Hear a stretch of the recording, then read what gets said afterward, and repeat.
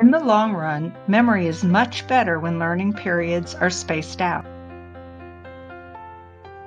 In our classrooms, spaced learning occurs when we ask students to retrieve knowledge they learned days, weeks, even months ago. Connecting current content to prior learning is a great way to use the learning benefits of spacing. Review games and recall testing are effective options for spaced learning.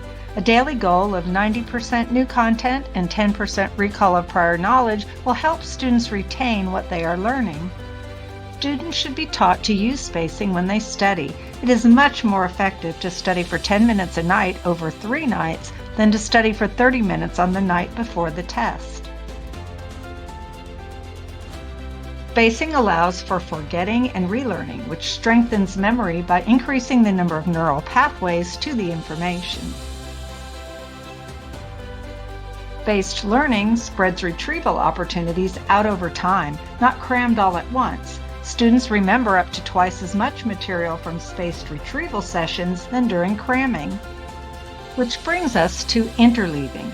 Interleaving means mixing related but distinct concepts and studying them at the same time. In social studies, it might be like studying the 3 branches of government as one unit. Interleaving improves the ability to discriminate between characteristics. When teachers use interleaving in their instruction, students must determine for themselves what knowledge or strategies should be used to address a given problem.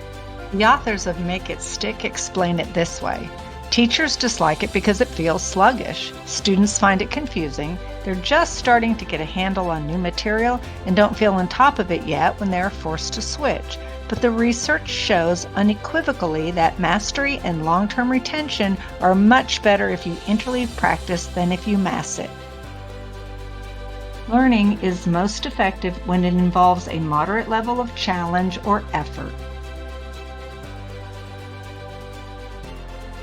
The greater the effort, the more knowledge students will learn and remember. Strategies like spacing and interleaving require extra effort on the part of teachers and students, but that's why they work.